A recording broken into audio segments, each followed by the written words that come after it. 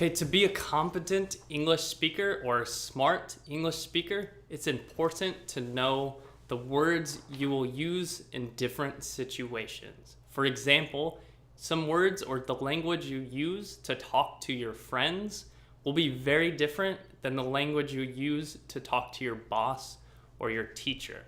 So take a look at this lecture on flexible vocabulary.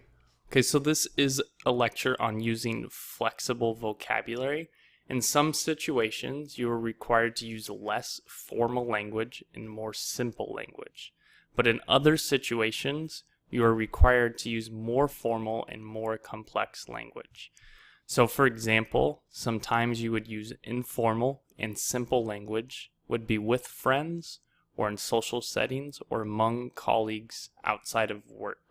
So maybe you are hanging out or spending time with colleagues after work. Sometimes you use more informal and more simple language.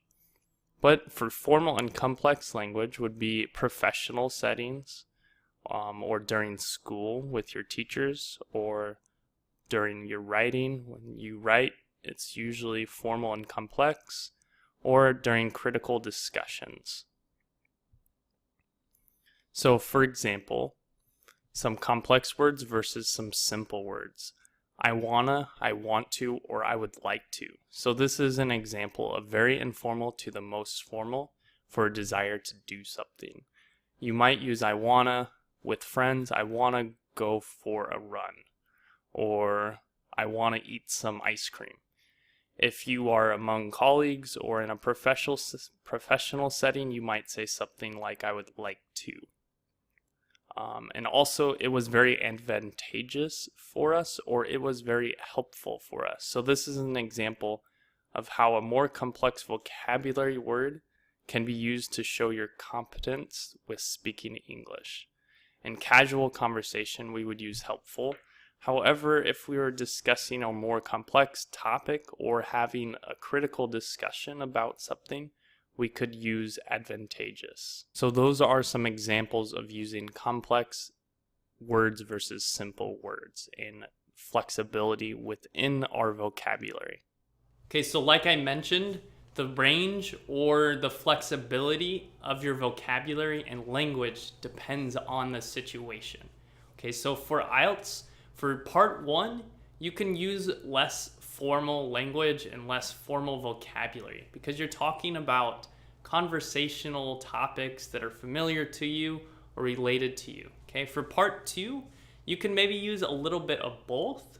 It depends on where you decide to go with your talk. You can make it a little bit more complex or formal, or you can choose to keep it a little less formal. Okay, and then for part 3, it's more than likely to use complex language or more formal vocabulary. This is because usually when talking about more complex topics like education or society or the economy, topics like this sometimes requires more complex vocabulary or more complex language. And even among friends, your language might change because you're talking about a more complex topic. Okay, so please, that's it for today. Help me out and share, like the video. And if you have questions, please let me know. Okay, see you next time.